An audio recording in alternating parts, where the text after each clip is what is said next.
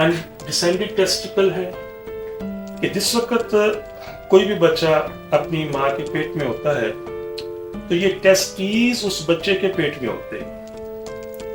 तो जैसे ही बच्चा दुनिया में आता है तो कुदरत का एक निज़ाम है कि ये टेस्टीज खुद ब खुद ही पेट से निकलकर टेस्टिस थैली में आ जाते हैं।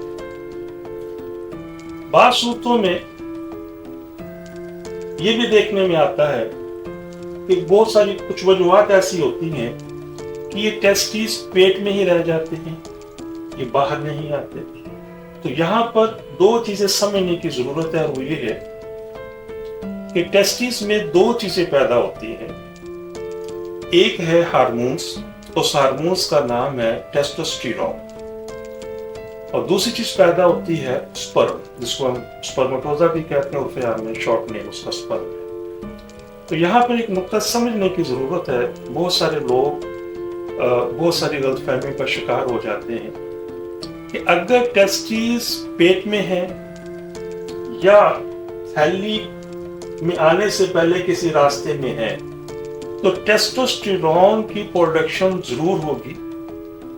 बाज केसेस के अंदर हमें थोड़ी सी कम नजर आती है, लेकिन मोस्टली अगर उसकी ग्रोथ हो चुकी है तो टेस्टोस्टेरोन हार्मोन्स मुकम्मल तौर पर प्रोड्यूस हो रहा होता है। लेकिन एक टेक्निकली नुक्ता हमेशा याद रखिएगा कि जब तक टेस्टिस इन थैलियों में नहीं आएंगे, स्क्रोटम में नहीं आएंगे, स्पर्म कभी प्रोडक्शन नहीं कर सकते।